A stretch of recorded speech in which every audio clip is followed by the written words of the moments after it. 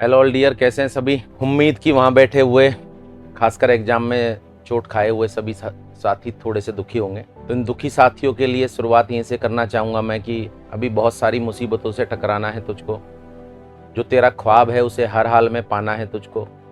अरे जिस राह पर सभी लोग तेरी हार का इंतजार कर रहे हैं, बस उसी राह से वापस जीत कर आना है तुझको। स्पेशली उन साथियों के लिए जो इस पर्टिकुलर नॉरसेट वाले एग्जाम में अपने आप को हारा हुआ महसूस कर रहे हैं। बहुत दुख में हैं। जितने मैसेज मेरे पास आए कि सर प्री क्वालिफाई हो गया, उससे कहीं ज़्यादा मैसेज आए कि सर अब आगे क्या करें, प्री क्वालिफाई नहीं कर पाए। बहुत सारे साथियों ने अलग अलग तरह के सवाल पूछे, तो मुझे लगा कि एक छोटी सी बात आपसे सार्थक चर्चा कर लेनी चाहिए जो मेरे दिमाग में आया।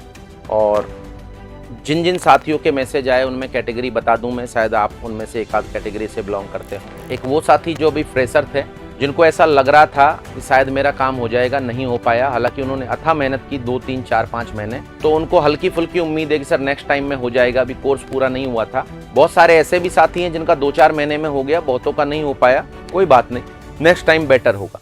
दूसरे वो साथी जो सबसे ज्यादा दुखी हैं कि जिनको पिछले 3-4 महीने पहले सिलेबस कंप्लीट हो गया, लगातार अथाह मेहनत कर रहे थे, 2-2 बार सिलेबस का रिवीजन कर लिया और उनका भी प्री क्वालिफाई नहीं हो पाया, जो पूरी उम्मीद के साथ थे कि सर इस बार हम निश्चित तौर पर कर लेंगे। तीसरे वो भी साथी हैं जिनके मेरे पास मैक्सिमम मैसेज आए कि सर समझ ही नहीं आया कि प्री क्वालिफाई क्यों नहीं हो पाया। मेरा इतना अच्छा पेपर गया था, शानदार, जानदार, जबरदस्त था, मुझे तो बहुत अच्छी उम्मीद थी, बट फिर भी प्री क्वालिफाई नहीं हो पाया कि सर जरूर कुछ चेकिंग में गड़बड़ हो गई। ऐसे कुछ एक मैसेज हैं। और एक बहुत ज़्यादा हैरान, परेशान, हताश, इस फील्ड को छोड़कर जाने वाले वो साथी जिनका तीसरी या चौथी बार प्री क्वालिफाई नहीं हो पाए। दूसरी, तीसरी, चौथी बार उन्होंने कहा कि सर अब मुझसे नहीं हो पाएगा। मेरी बातों से दुख गायब हो जाए ऐसा पॉसिबल नहीं है, फिर भी जो अनुभव के अनुसार मेरे दिमाग में आ रहा है वो आपके साथ शेयर कर रहा हूँ। जब भी ऐसी मुसीबत आती है, अपन फेलियर में जाते हैं, तो कन्फर्म है दुख होना, दुखी होना, निराशा में डूब जाना, बट उस निराशा से बाहर आना पड़ेगा क्योंकि अपने पास दूसरा कोई पर्टिकुलर रास्ता है। सारी दुनिया में, सारे फील्ड में इस तरह के लम्हे आते हैं। एक आध एग्जाम्पल बताऊं, एक डायरेक्टर होता है जो एक पिक्चर बनाता है, 1.5 साल तक पिक्चर, करोड़ों रुपए की पिक्चर, जैसे ही स्क्रीन पे आती है 4 दिन में रिजेक्ट हो जाती है। डायरेक्टर, एक्टर सब फेल हो जाते हैं। कितनी अथाह मेहनत है जो फेल हो जाती है, कितना बड़ा अफसोस होता होगा, कितना सारा फाइनेंशियल लॉस होता है उसको। एक क्रिकेट खेलने वाला बहुत तैयारी के साथ 10 दिन, 15 दिन, महीने, 1.5 महीने की तैयारी के साथ मैदान में उतरता है कि निश्चित तौर पर मैं अच्छा करूंगा, और ऐसा बैड लक होता है कि पहली दूसरी बॉल पे चला जाता है। मीनिंग यह है कि मेहनत बहुत अथाह होती है, रिजल्ट कई बार अपने मुताबिक नहीं होता। वही आपके साथ हुआ है। इस दुख को मारने का सबसे पेटेंट उपाय तो समय है। जैसे जैसे समय गुजरेगा बेसिकली ये दुख कम हो जाएगा और वापस से आपको खड़ा होना पड़ेगा। 2-4 साथियों ने तो कठोर ऐसा बोला कि नहीं सर अब शायद ही नहीं होगा, अब हमें कुछ करना चाहिए। तो एक को तो मैंने फोन लगा दिया कि करेगा क्या। आज 2026 के दौर में नर्सिंग में सरकारी नौकरी के अलावा ऑप्शन क्या है कि सर प्राइवेट में जैसा भी होगा मैं काम चलाऊंगा। 1 साल बाद चला लेना, 2 साल बाद चला लेना, 3 साल बाद चला लेना। अभी उम्र आपकी 24 साल है और अभी अपन सोचें हार मान जाएं तो हार तो जिंदगी भर की हार होगी डियर। जिंदगी भर अपन को पछताना पड़ेगा। 1.25 लाख रुपए का आदमी बनने का मौका अपन को मिल रहा है, भगवान दे रहा है। हो सकता है भगवान ने इस मौके के पीछे बहुत बड़ा संघर्ष दिया हो, और वो संघर्ष में 1 बार, 2 बार, 3 बार का फेलियर इतना बड़ा मायने नहीं रखता कि अपन से नहीं होगा। तो नहीं भी होगा तो मेरा ऐसा मानना है कि दूसरा कोई रास्ता अपने पास है ही नहीं। या तो आप किसी बिजनेसमैन के बेटे हो, बिजनेस में चले जाओ, अपना बिजनेस कर लो। अपन सोचें प्राइवेट में बहुत अच्छा भविष्य अपन को मिले और इस फील्ड को अपन छोड़ दें, त्याग दें, शायद बहुत मुश्किल है। और आने वाले समय में ये मुश्किलें बढ़ेंगी, सॉर्ट आउट होने वाली नहीं। जिस तरीके से कैंडिडेट हैं और प्राइवेट के जो चाल चलन लग रहे हैं, उससे मुसीबतें कम हो जाएं अपनी, नहीं, शायद ऑप्शन और ज़्यादा खराब हो। तो अभी ऐसा ऑप्शन है कि शायद अपन को जोर लगाना चाहिए। 2-4 अच्छी बातें आपको बता दूं, शायद आपको बूस्ट अप करें। 2021 से पहले 1-2 वैकेंसी आती थी, अब शायद हर साल 4 से 5, 6, 7, 8 एग्जाम में भी बैठने का मौका मिल रहा है। और बदस्तूर जारी है। कोविड बहुत कुछ बुरा करके गया, बट ये अच्छा भी करके गया कि नर्सिंग ऑफिसर में वैकेंसी का पिटारा खोल गया। मैं 1 बार फेल हो गया हूँ, 2 बार फेल हो गया हूँ, 3 बार फेल हो गया हूँ, 4 बार भी हो गया हूँ, तो भी मुझे आगे चांस लेना चाहिए। बहुत सारे साथी तो इस बात से हताश, निराश, परेशान है कि सर लोगों को क्या जवाब दें। अरे जवाब देना ही क्यों है यार। जो अपने हैं वो तो अपन से जवाब मांग नहीं रहे, और जो पराए हैं उनको कितना ही जवाब दे लो वो सेटिस्फाई भी नहीं हो। नौकरी लग जाओगे तब भी सेटिस्फाई नहीं होंगे, तब भी अपने अंदर 4 कमी निकालेंगे। तो ऐसे को तो जवाब क्या देना है। हाँ ठीक है कि घर वाले जो खास करीबी हैं वो भी 2-3 बार फेल होने के बाद ऐसा बोलते हैं कि बेटा थोड़ा बहुत हो चुका, कुछ करो। और आप अंदर से सोचते हैं कि मैं क्या करूं, मैंने तो ईमानदारी से मेहनत की है, मैंने तो पूरा दम लगा दिया था, जान लगा दी थी, फिर भी नहीं हो पाया, इससे बेटर मैं क्या करूं। तो करना ही पड़ेगा, इसके अलावा दूसरा ऑप्शन नहीं है। बहुत सारे साथी जो एम्स में जिनसे मैं मिला हूं, उनकी जर्नी में कभी किसी में 1 साल, किसी में 2 साल, किसी में 3 साल, किसी में 4-4 साल, बट उन साथियों ने एक उम्मीद का जो दामन होता है वो नहीं छोड़ा। तो यहाँ निराश होने वाले साथियों के लिए संदेश कि आपको भी उम्मीद का दामन नहीं छोड़ना है। आज नहीं तो कल सवेरा होगा।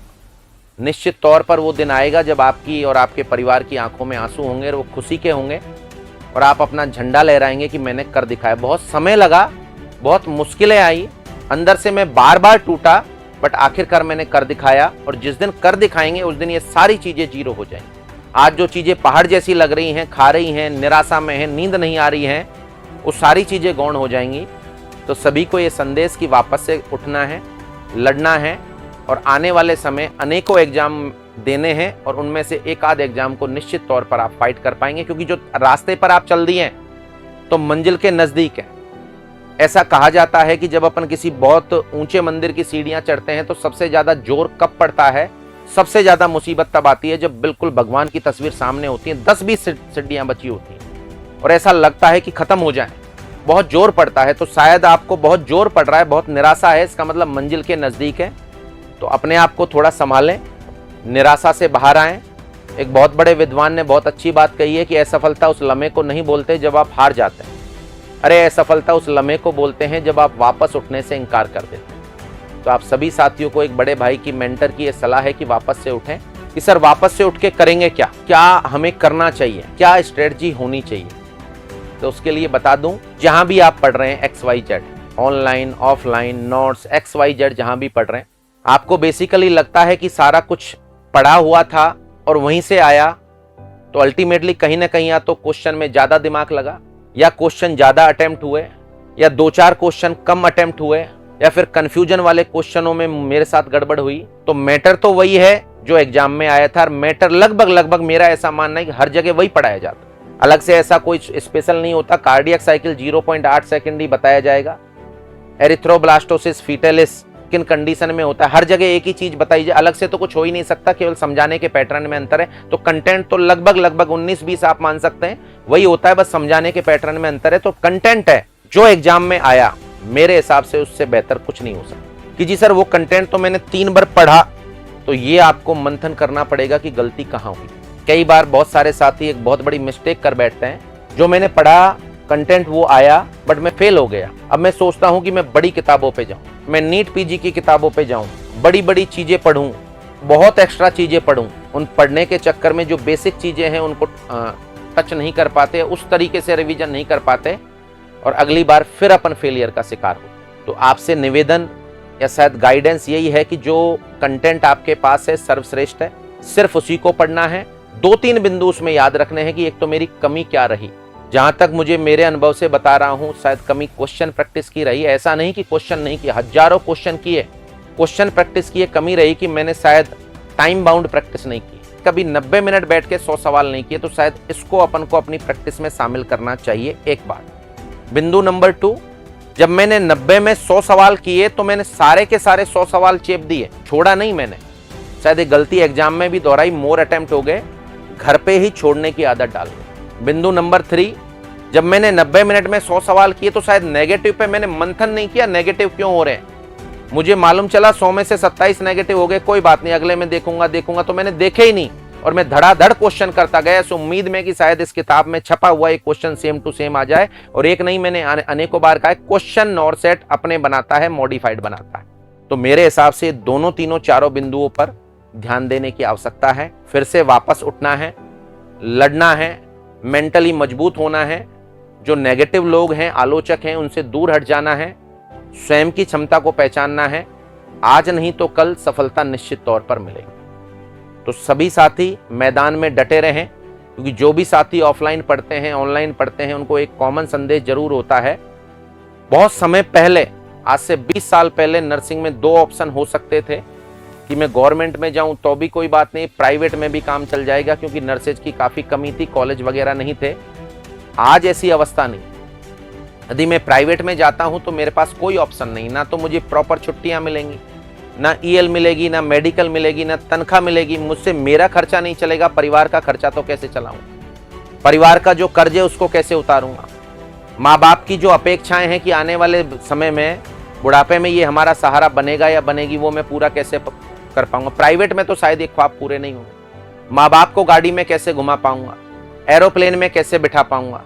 शायद ये ख्वाब जो हैं बिना गवर्नमेंट जॉब के पूरे नहीं हो सकते। तो एक रास्ता तो बंद है, रास्ता सिर्फ एक खुला हुआ है। अब चूंकि जब तक हार नहीं माननी चाहिए, एंड पॉइंट तक, जब तक अपन को लगे कि नहीं असंभव है, और मैं तो कहता हूं कि जब तक ओवर एज नहीं हो जाए, अपन को सरकारी नौकरी का ख्वाब कभी त्याग नहीं चाहिए। तो आप सभी साथी वापस से खड़े हों, उज्जवल भविष्य की शुभकामनाएं।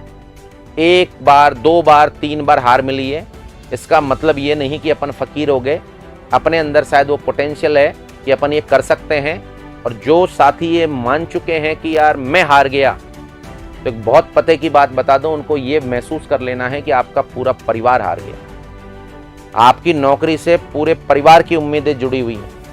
शायद आपको आपके परिवार वालों ने सितारा माना हुआ है, जो निश्चित तौर पर आने वाले समय में चमकेगा। आपकी हार पूरे परिवार की हार है। सारे लोगों को आपको लग रहा है आप क्या जवाब देंगे, घर वाले क्या जवाब देंगे, आपके चाहने वाले क्या जवाब देंगे। तो इसलिए हारना नहीं है, डरना नहीं है, मैदान में डटे रहना है। हो सकता है संघर्ष 2-4 महीने में खत्म हो जाए, हो सकता है 6 महीने में खत्म हो, बट जब तक खत्म नहीं होगा आपको इसका पीछा नहीं छोड़ना। तो एक बहुत अच्छा कोटेशन कहा जाता है कि खाना खाते हैं उसमें 10 मिनट लगते हैं, खाना बनाने में 1 घंटा लगता है, बट खाना कमाने में सालों लग जाते हैं। तो एग्जाम का 1 दिन का जो सुखद अनुभव होगा कि मेरा हो गया, मम्मी पापा मैंने कर दिखाया, उस उम्मीद के सहारे आपको डटे रहना है। और ये दिन अपने जीवन में माँ बाप के लिए निश्चित तौर पे ला। तो एक हार से आप फकीर नहीं हो गए। और एक आध साथी को ऐसी भी जलन की, एक मेरा साथी जीत गया, साथ था उसका हो गया, तो ऐसा कोई सिकंदर भी नहीं बन गया। आप भी आने वाले समय के अंदर जीत के हीरो बनेंगे, परिवार के नायक बनेंगे। बस इस संघर्ष का दामन आपको नहीं छोड़ना।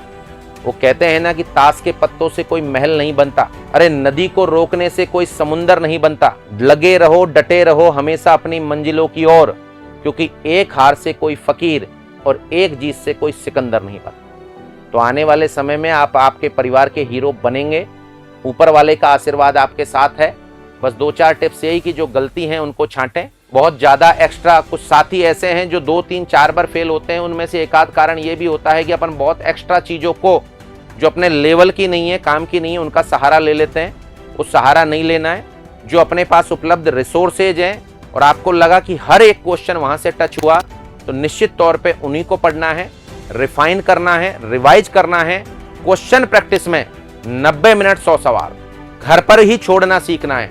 नेगेटिव मार्किंग पर एनालिसिस करना है। और जब एग्जाम देने जाओ किसी को भी, तो वहां मोर अटेम्प्टिंग से बचना। Is that clear? तो निराशा से बाहर निकलें। समय हो चुका है, इन द सेंस की कुछ दिन बीत चुके हैं। निश्चित तौर पर वापस से एक स्टडी शेड्यूल बनाएं और पुनः उसी धुरंधर की बातें जुड़ जाए। तो हमारी दुआएं, आशीर्वाद हमारे आपके साथ है। आने वाले समय में निश्चित तौर पर आपकी विजय होगी। Okay, thanks to all of you and love you all.